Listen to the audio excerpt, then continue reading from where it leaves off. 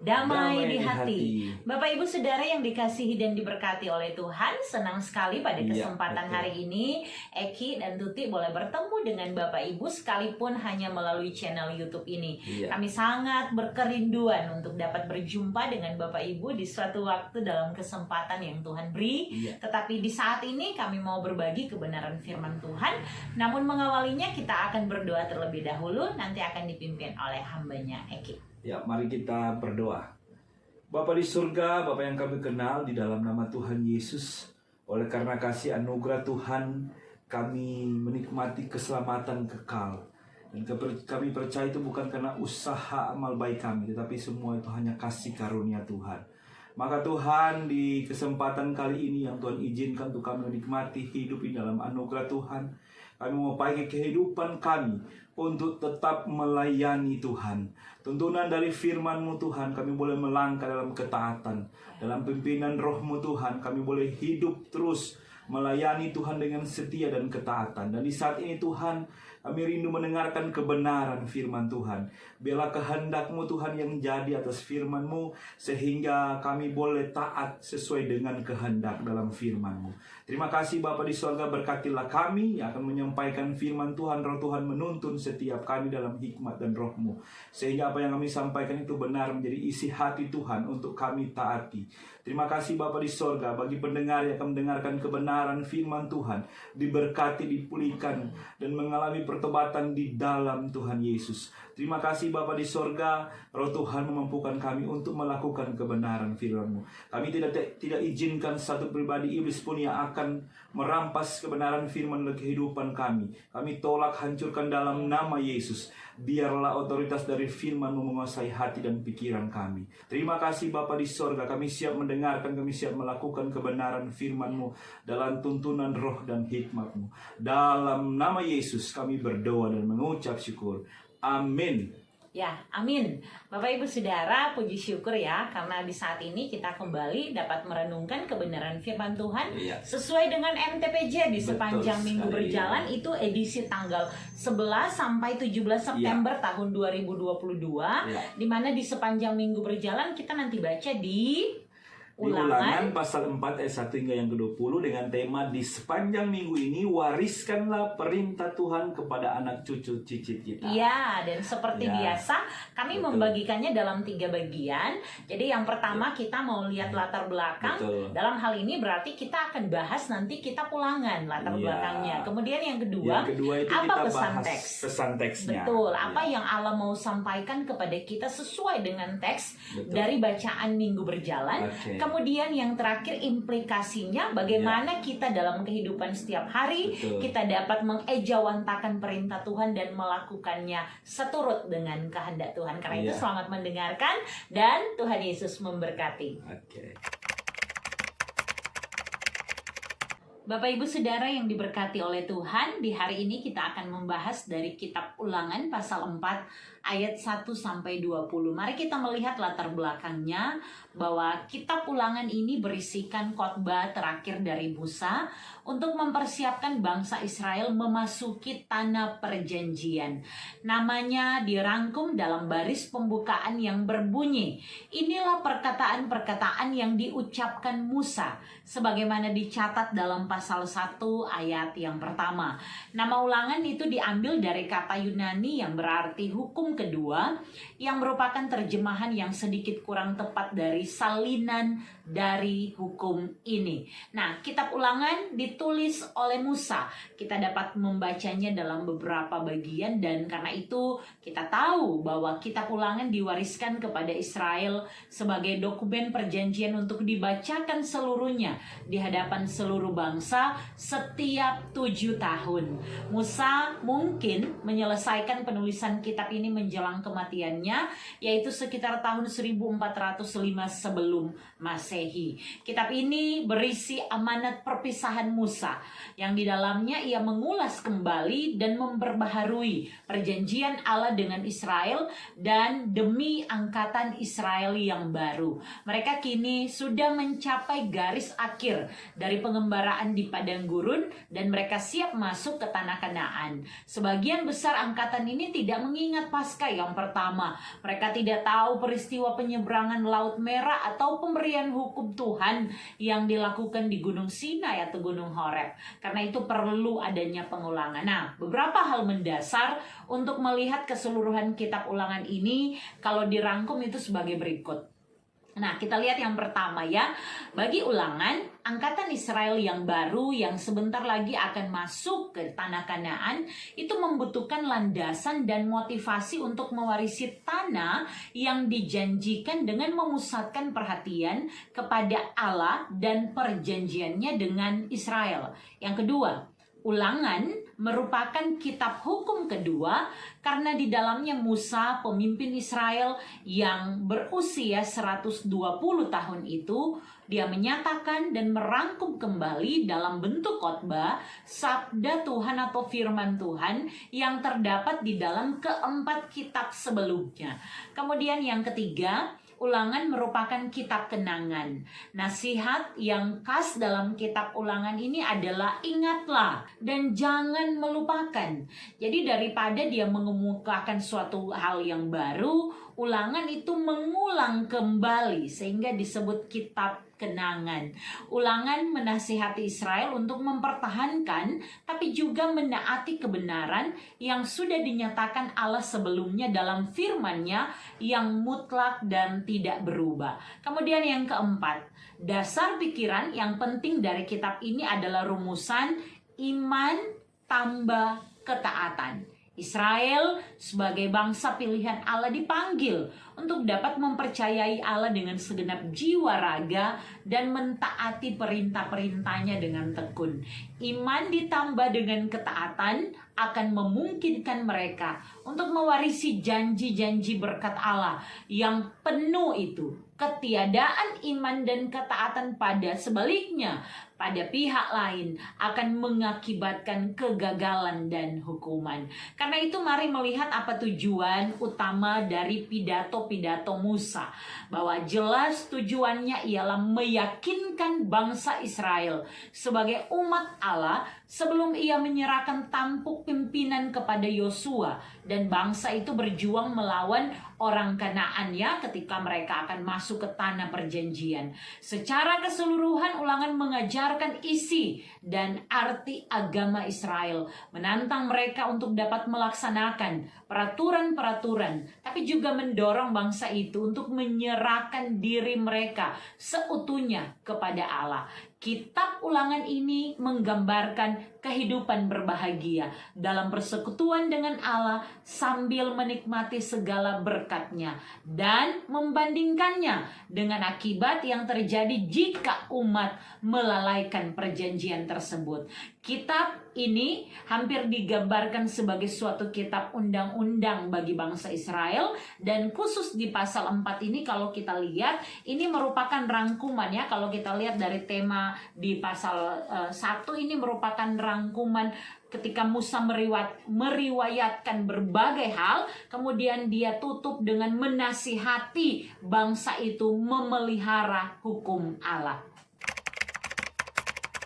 Bapak Ibu Saudara, saat membaca kitab Ulangan 4 ayat 1-20 di bawah tema perikop, Lembaga Alkitab Indonesia, Musa menasihati bangsa itu memelihara hukum Allah. Bangsa itu ini menunjuk kepada umat Israel ya. Maka saya dan juga suami itu membagi pembacaan ini dalam beberapa pokok pikiran. Yang pertama ayat 1 sampai yang kedua, perkataan pembukaan Musa. Kemudian yang kedua ayat 3 sampai 4, perbuatan Allah atas Baal Peor. Kemudian yang ketiga ayat 5 sampai 6, setia melakukan perintah Allah. Kemudian yang keempat ayat 7 sampai 14, beritahukanlah perbuatan Allah. Dan yang kelima ayat 15 sampai 20, Tuhan pencipta yang menuntun Israel keluar dari Mesir. Mari kita bahas satu persatu. Pertama kita akan mulai dulu dengan ayat 1 sampai 2 mengenai perkataan pembukaan Musa. Nah, Bapak Ibu Saudara yang diberkati oleh Tuhan, untuk membahas bagian pertama ini kita perlu melihat pasal-pasal sebelumnya. Musa dan bangsa Israel itu berada di seberang sungai Yordan, di padang gurun Araba Yordan. Sehingga bagian ini menjadi pidato Musa yang pertama. Musa baru saja menyampaikan banyak riwayat atau cerita turun-temurun sejak pengalaman Israel di Gunung Horeb. Di pasal 1 kita lihat berturut-turut Musa bicara mengenai pengangkatan hakim-hakim, mengenai ke-12 pengintai dan seterusnya. Kemudian dia menyatakan bagaimana Tuhan murka kepadanya, kepada Musa, sehingga Musa itu tidak diperkenankan masuk ke tanah Kanaan. Sebaliknya, Musa itu harus mempersiapkan Yosua untuk dapat memimpin bangsa Israel masuk ke tanah Kanaan atau ke tanah perjanjian. Sehingga pasal 4 ini dimulai dengan maka sekarang. Nah, agaknya memang Musa ada di ujung dari pengisahan kembali yang coba dia sampaikan.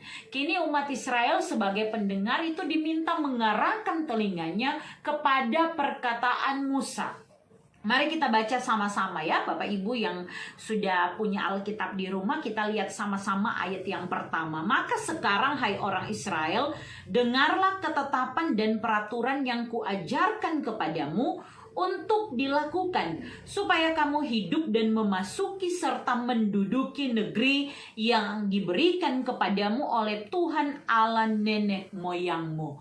Nah, Bapak Ibu Saudara, perkataan ajakan mendengar yang disampaikan dengan sebuah konsekuensinya.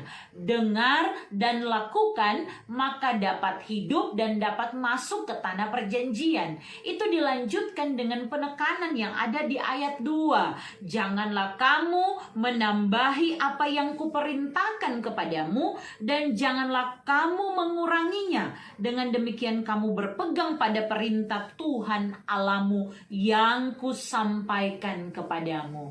Nah, tidak bolehnya tambah dan kurang dalam kaitan dengan yang Tuhan sampaikan melalui Musa dalam perkataan-perkataannya. Ini harus dijalankan dengan sempurna artinya. Berarti umat harus taat tanpa kurang dan tanpa lebih, karena mereka dipersiapkan untuk dapat masuk ke tanah Kanaan, tanah perjanjian. Nah, Bapak Ibu Saudara, selanjutnya mari kita lihat ayat 3-4 mengenai perbuatan Allah atas Baal Peor. Nah, bicara mengenai Baal Peor, peristiwa yang ada di Baal Peor adalah kejadian tragis perihal persinahan antara umat Israel dengan perempuan-perempuan Moab sampai mereka kemudian dibinasakan. Kita tahu ketika mereka tinggal di Sitim dan mereka melakukan penyembahan berhala yang mendukakan, mengecewakan hati Tuhan, bangsa Israel itu akhirnya 24.000 orang umat Israel itu ditimpa dengan hukuman dari Tuhan, sebagaimana dapat kita baca itu ada di Bilangan pasal 25 ayat 1-17. Sehingga pada bagian ini menunjukkan perbuatan Allah atas umatnya. Tuhan membenci kesesatan. Maka Musa katakan di ayat 3, matamu sendiri telah melihat apa yang diperbuat Tuhan mengenai Baal Peor, sebab Tuhan Allahmu telah memunahkan dari tengah-tengahmu semua orang yang mengikutinya. Ya, Bapak Ibu Saudara, artinya manusia sendiri, maka seharusnya boleh belajar. Dan umat Tuhan yang melihat itu perlu mengajarkannya kemudian, agar supaya DP anak-anaknya ndak iko sama dengan dorang dan mengalami kebinasaan yang sama. Lebih baik ke depan harus hidup dengan, jangan lupa apa yang terjadi ketika mereka melalui perjalanan 40 tahun ada di dalam padang gurun, di tengah-tengah padang gurun. Kita tahu berarti ketika keluar dan dorang ada di padang gurun, ada generasi yang mulai lupa dengan apa yang terjadi di belakang. Sehingga perlu ini ingat ada pengalaman-pengalaman yang membawa pada kebinasaan, tapi juga pengalaman-pengalaman yang menunjukkan ketika umat Israel itu setia kepada Allah, tidak tergoda dengan ilah-ilah lain yang tampaknya menarik namun tidak berguna itu. Dan di ayat 4 itu ditekankan di sini bahwa kamu sekalian yang berpaut pada Tuhan Allahmu masih hidup pada hari ini. Ini mau menyaksikan betapa Tuhan itu tetap setia jikalau mereka juga tidak menyembah Allah lain. Allah itu cemburu ya. Jadi hidup dalam kesetiaan itu yang diingatkan Musa kepada umat Israel. Bapak Ibu Saudara yang diberkati Tuhan, selanjutnya kita akan melihat ayat 5-6 mengenai setia melakukan perintah Allah. Pada bagian ini Musa mau mengingatkan bahwa Israel itu akan bersiap ya.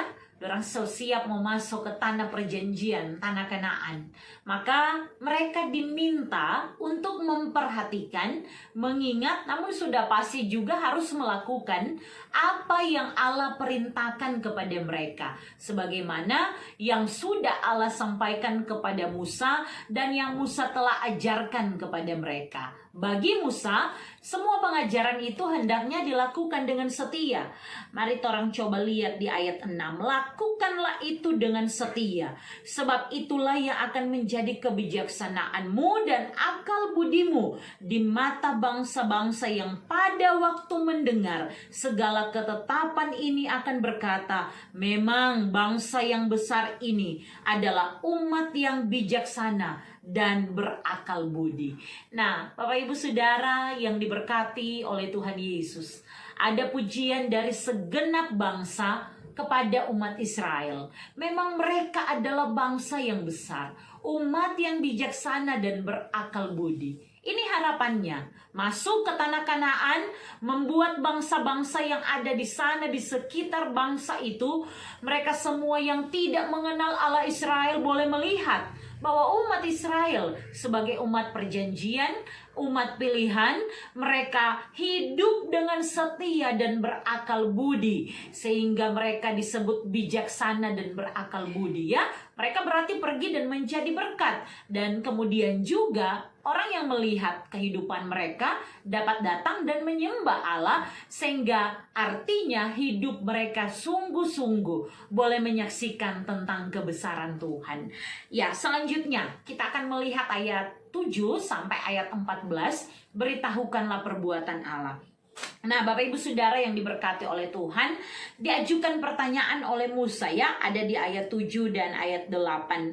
Sebab bangsa besar manakah yang mempunyai Allah yang demikian dekat kepadanya seperti Tuhan Allah kita setiap kali kita memanggil kepadanya, dan bangsa besar manakah yang mempunyai ketetapan dan peraturan demikian adil seperti seluruh hukum ini yang kubentangkan kepadamu pada hari ini. Bapak Ibu Saudara, pertanyaan ini tidak butuh jawaban.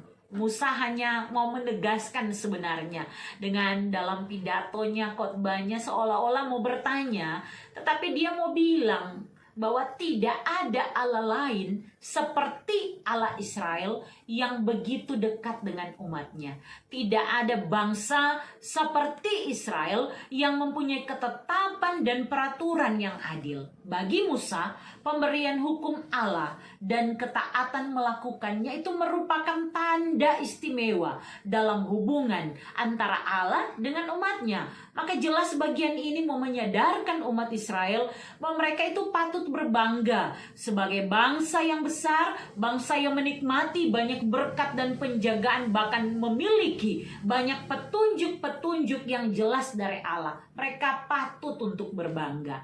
Dalam bagian ini kita juga dapat melihat bahwa eksistensi status umat Israel sebagai bangsa pilihan Allah semata-mata itu hanya karena anugerah Tuhan saja. Mereka menikmati apa yang baik, dan karena itu Musa nasihati. Kita boleh lihat di ayat 9 ya. Tetapi waspadalah dan berhati-hatilah, supaya jangan engkau melupakan hal-hal yang dilihat oleh matamu sendiri itu, dan supaya jangan semuanya itu hilang dari ingatanmu seumur hidupmu. Tetapi di sini dia tulis ya 9b. Beritahukanlah kepada anak-anakmu dan kepada cucu cicitmu semuanya itu. Ini menjadi tema mingguan di sepanjang minggu ini, dan dapat kita lihat betapa seriusnya ketika Musa menyampaikan hal ini. pengajaran yang dilakukan kepada anak cucu cicit, kepada generasi selanjutnya. Mengenai apa? Apa yang mereka saksikan tentang Allah, mereka lihat, mereka dengar, dan mereka rasakan sendiri dalam pengalaman iman mereka. Ayat 10, kita juga dapat melihat bahwa ini melanjutkan tentang bagaimana cerita di Gunung Sinai atau Horeb. Kita pasti tahu ya, cerita yang ada di sana ketika Tuhan Allah memberikan ke-10 firman-Nya. Cerita hebat yang kata Musa itu ngoni dalia dengan mata sendiri dan mengalami sendiri kedahsyatan yang luar biasa. Bisa kita baca di ayat 10 sampai 14 dan itu sangat panjang dijelaskan ya. Tetapi kita cukup lihat kali ini, Bapak Ibu boleh baca di rumah ayat 14-nya. Begini dituliskan, dan pada waktu itu aku diperintahkan Tuhan untuk mengejarkan kepadamu ketetapan dan peraturan supaya kamu melakukannya di negeri kemana kamu pergi untuk mendudukinya.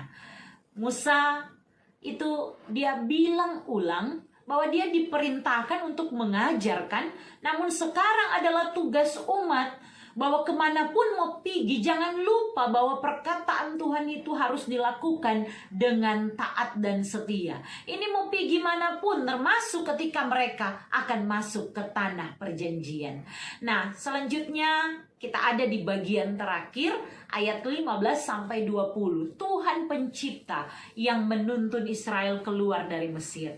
Bagian ini kembali mengingatkan akan kebaikan Tuhan. Tuhan loh yang berfirman di Gunung Horeb. Tuhan juga loh yang memberi berbagai berkat bagi kamu umat Israel. Tuhan juga loh yang memberikan segala sesuatu di kolong langit ini. Dan Tuhan juga yang mengambil dan membawa kamu keluar dari perbudakan di Mesir. Maka Musa ingatkan, jadi jangan sekali-kali lupa dan malah berbuat busuk, kata Musa. Kau malah mesembah patung dan juga terpaut pada berhala, apapun itu bentuknya. Ingat bahwa Tuhan Allah adalah Allah yang cemburu. Hati-hati, kata Musa, karena memang Allah yang tidak kelihatan itu bisa membuat umat itu gampang tergoda. Sehingga patung yang kelihatan, berbagai sesembahan yang boleh mungkin dipegang, itu menjadi lebih menarik untuk dapat disembah. Sekali lagi itu menggoda. Namun Musa katakan, hati-hati, karena tidak sebanding. Semua yang ada di bawah kolong langit itu hanya ciptaan, sedangkan Dia adalah pencipta. Maka Musa kasih ingat bahwa Allah mau umat itu hanya berpaut kepada Tuhan satu-satunya dan mau hidup untuk menuruti perintah Tuhan saja.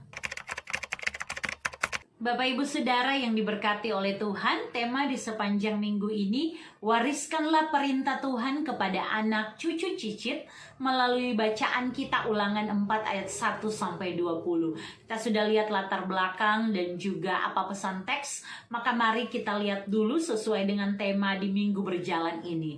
Kata wariskanlah itu adalah sebuah kata perintah untuk memberi pusaka atau peninggalan kepada seseorang atau menjadikan waris.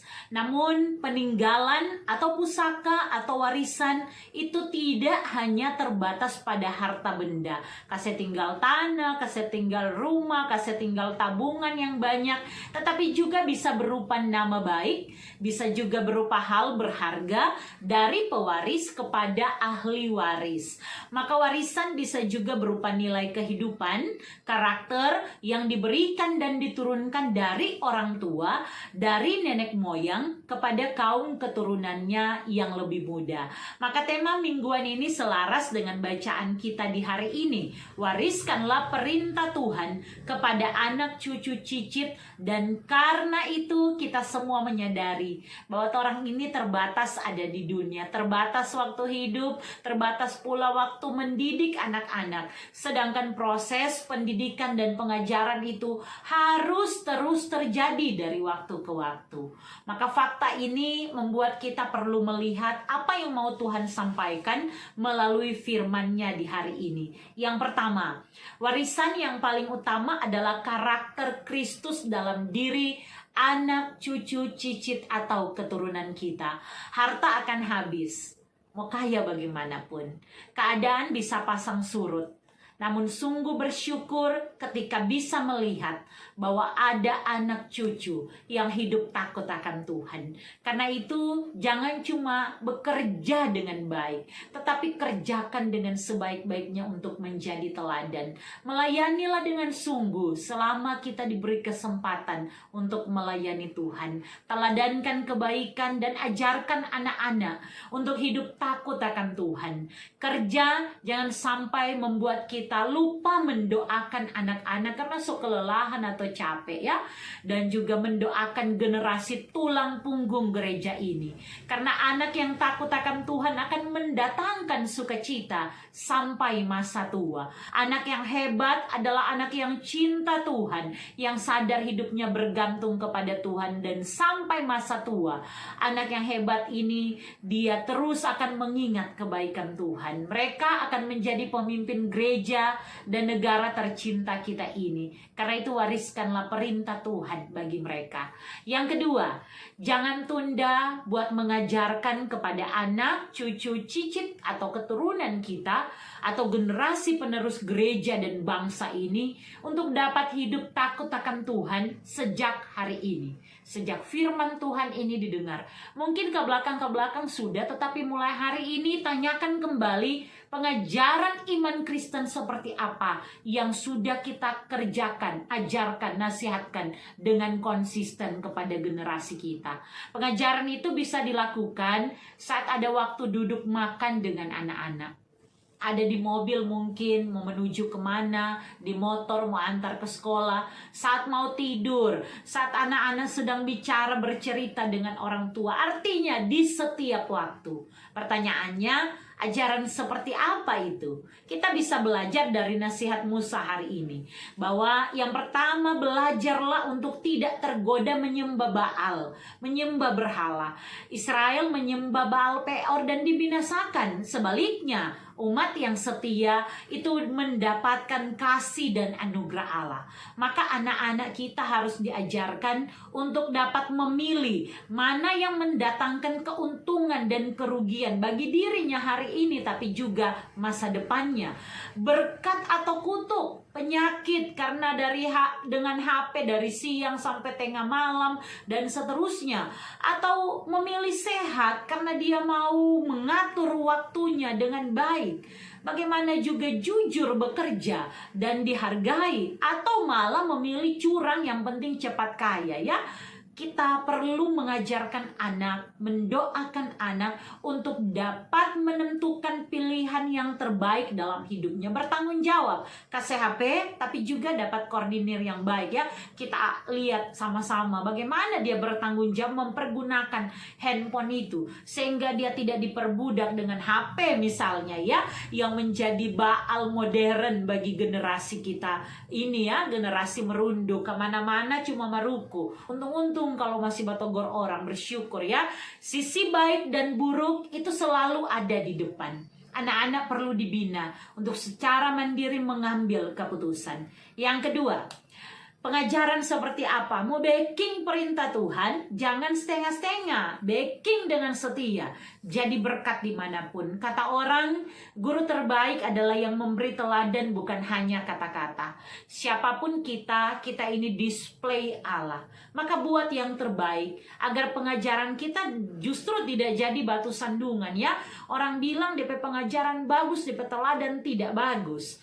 Mama ajar anak berdoa, mama tidak pernah berdoa ya. Sebaliknya, teladankan dan ingatkan anak-anak kita serta lakukan itu dengan setia. Maka harapannya mereka melihat kesetiaan kita kepada Tuhan, juga akan melakukan perintah Tuhan dengan setia. Maka anak itu mau kemana, anak itu mau backing apa, anak itu ada dengan siapa, kita tidak akan takut. Karena kita tahu anak-anak itu adalah milik Tuhan. Dan kita tahu bahwa kita sudah memberi bekal yang cukup bagi mereka, yaitu hidup yang takut akan Tuhan, jadi berkat dan teladan dalam pergaulan. Sehingga tenang hati pastinya ya. Nah, ketiga, pengajaran seperti apa? Ajarkanlah generasi kita ini untuk tidak lupa diri saat hidup. Sekali lagi bahwa kita ini hanya ciptaan dan Dia adalah pencipta. Syukur kepada Allah yang dalam kasih-Nya menganugerahkan anaknya yang tunggal dari sorga datang ke dalam dunia menjadi seorang bayi, seorang yang mau bertumbuh untuk menjadi Tuhan dan Juru Selamat dan mengalami kehidupan manusia seutuhnya.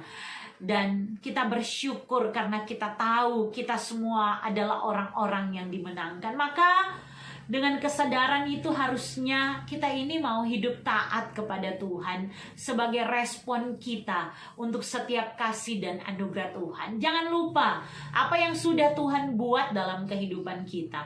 Umat Israel itu diminta tidak lupa dengan pengalaman iman mereka, ya, banyak yang dijelaskan tadi. Orang juga jangan lupa akan kebaikan Tuhan. Masa-masa sulit cari kerja, yang setelah sudah kerja lupa kebaikan Tuhan dan akhirnya tidak mau lagi beribadah, tidak mau lagi untuk menolong, menopang pelayanan. Jangan lupa pada berkat Tuhan ketika orang mengurus rumah serta punya rumah, menutup pintu rumah sebagaimana pintu hati, tidak terima keluarga orang lain untuk menjadikan rumah jadi tempat persekutuan.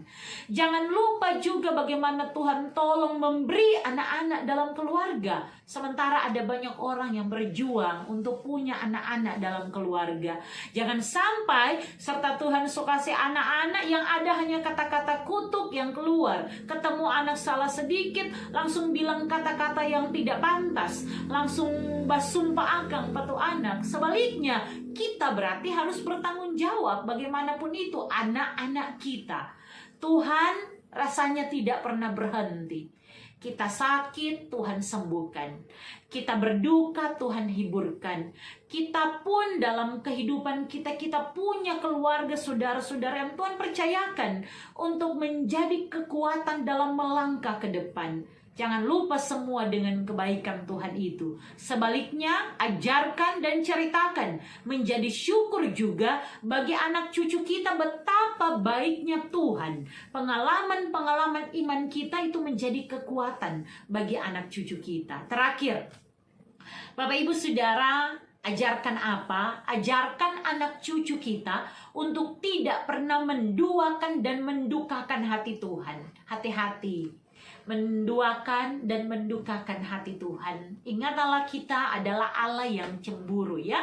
Dia membalaskan kesalahan bapa kepada anak-anaknya, kepada keturunan ketiga dan keempat dari orang-orang yang membenci Dia. Artinya kalau kita taat, kan kita juga dapat, kan, bahwa Tuhan berjanji untuk menolong perjalanan kehidupan kita di dunia yang memang cuma sementara ini, ya. Tetapi apa yang bisa kita kerjakan yang terbaik untuk Tuhan, baking itu dan ajarkan, ya. Dia yang penuh kasih itu, Dia tidak tolerir dengan dosa. Karena itu ajarkan anak-anak untuk kembali kepada kasih Allah. Seberapa jahat pun dunia ini, bagaimanapun kelamnya masa lalu kita, masa lalu anak-anak kita dengan berbagai pengalaman mereka, jangan tolak anak-anak kita. Terima, dukung mereka untuk berubah ke depannya. Kita boleh memanggil Dia adalah Bapa Pencipta yang mau menerima betapa rusaknya pun kita ini. Karena itu hidupi pertobatan yang sejati di dalam Tuhan. Dia yang melepaskan kita dari Mesir, tanda perbudakan di dalam dunia yang menawarkan berbagai hal. Dia Allah yang menciptakan segala sesuatu dan hasilnya itu bisa kita petik sampai hari ini. Kita boleh bersyukur dan kita mau mengajari generasi kita juga untuk hidup dalam ucapan syukur. Kalau boleh kasih ingat terus kepada anak-anak kita, ya. Nak, Dek, kamu bisa kehilangan semuanya. Nggak apa-apa, nggak usah sedih. Tapi jangan sampai menjauh dari kasih Allah. Jangan buat Tuhan kecewa dengan hidupmu, apapun alasannya.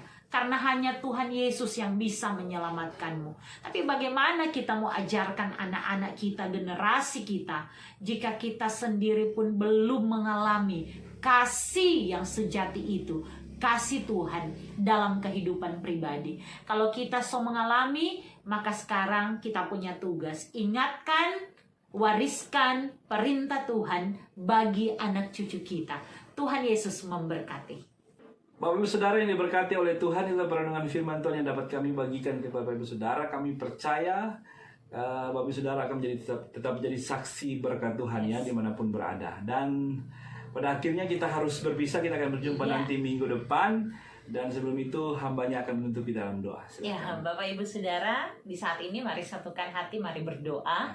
Tuhan Yesus, kami bersyukur untuk kesempatan yang Tuhan beri bagi kami. Ketika kami boleh berbagi, kami tahu kami sedang membagikan apa yang sesuai dengan kehendak Tuhan.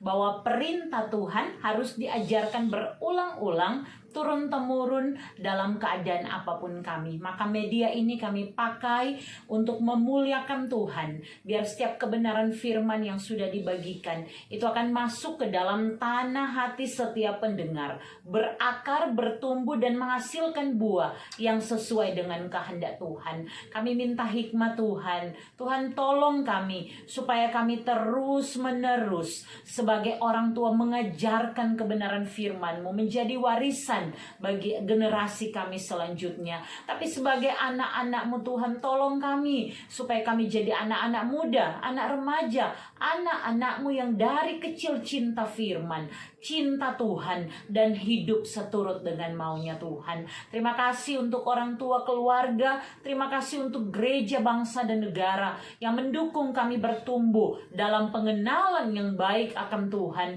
Untuk semakin hari kami terus ditantang untuk jadi berkat dan memberkati banyak orang. Terima kasih Bapa di sorga, biar ada kesembuhan bagi setiap mereka yang sakit, biar ada pemulihan dalam nama Tuhan Yesus, biar ada penghiburan yang sejati bagi yang berduka cita, sehingga tetap ada kekuatan untuk melihat hari besok dalam jaminan kepastian kami, hidup kami selamat, aman. Dan karena itu Tuhan, walau banyak tantangan dan pergumulan, kami tahu Tuhan tidak pernah meninggalkan kami. Terima kasih Bapa di sorga, ini doa kami, dalam nama Tuhan Yesus kami berdoa. Amin. Amin. Bapak Ibu Saudara, pada akhirnya sampai jumpa. Tuhan Yesus memberkati.